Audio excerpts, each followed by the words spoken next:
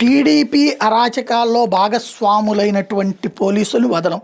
మంత్రి భరత్ అనుచరుడు తిలక్ వేధింపులతో సతీష్ ఆత్మహత్య, సిఐ శేషయ్య వేధింపులతో యోజన విభాగ నేత బాలు ఆత్మహత్యాయత్నం, వైఎస్ఆర్సీపీ నేతలు జక్కంపూడి రాజా, Byreddy Siddhartha Reddy.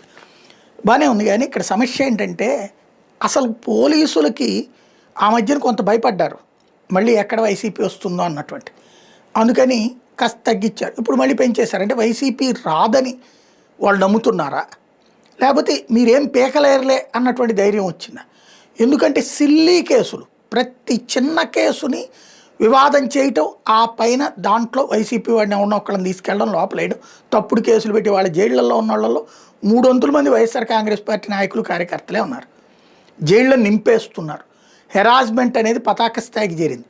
Jaganmohan Reddy weekly 3 days trip కాకుండా వీక్ మొత్తం ఇక్కడే ఉండేటట్టు, నెల మొత్తం ఇక్కడ ఉండేటట్టు చేసుకుని ఇట్లాంటి ఇష్యూ జరిగినప్పుడు, ఫర్ ఎగ్జాంపుల్ ఆ పొన్నూరు దగ్గరది ఏదో గోడవన్ని లాక్కున్నారు, సీజ్ చేయించారు.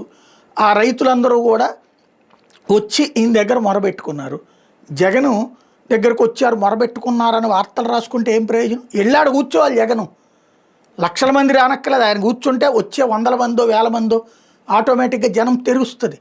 జనం బాధితులు తన దగ్గరికి రప్పించుకోవడం కాకుండా తను బాధితుల దగ్గరికి, బాధ పెట్టే వ్యవహారాల దగ్గరికి వెళ్ళి కూర్చోవడం ప్రారంభించి పోరాటం ప్రారంభించకపోతే, అప్పుడు అలా చేసినప్పుడు జగన్ మళ్ళీ గెలుస్తాడన్న భయం వస్తుంది, లేదా జగన్ వస్తే రచ్చ అవుతామన్నటువంటి భయం వస్తుంది పోలీసులకు. కానది అలా కానంతసేపు ఇలా నాయకుల స్టేట్మెంట్ సాక్షిలో రాసుకోవడానికే పరిమితం అవుతుంది.